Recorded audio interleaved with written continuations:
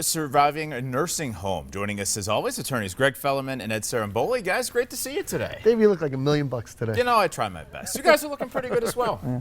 Thanks. We're just having fun here on the lawn you set today. All right, here's our question today. This is obviously not a fun situation for Gary in Dewshore. My mom is in a local nursing home. Somehow she fell out of bed and broke her hip and nose. The nursing home won't give us any records from that day.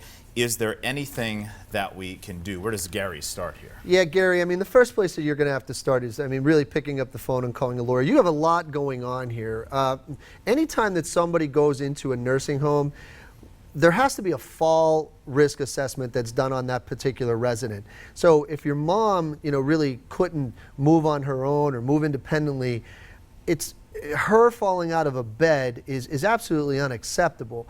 There should have been bed rails up. I mean, there's many things that sounds like it should have been done that weren't done in this particular situation. Now, because the nursing home won't give you the records, I'm going to let Greg tell you a little bit more specifically about what you're going to need to do to get those, those records. But this is definitely something that you need to pick up the phone and get to a lawyer quickly on. Yeah, and with regard to that, I mean, the key is to getting the records as quickly as possible, and you're going to have to hire an attorney to get them. I mean, you can try to go get them on your mother's behalf. Your mother can sign an authorization allowing you to do that, but if they're not going to give it to you, then it's in your best interest to get to an attorney, let him help you get the records so someone can do a full evaluation of what happened and review the stuff that Eddie talked about, because if it's there and they violate it, then you may have a case. So, but the key is, moving forward, again, your statute of limitations is moving 2 years from the date you learn of your mom's fall. That's going to start the clock ticking, so you don't want to wait. You got to get moving.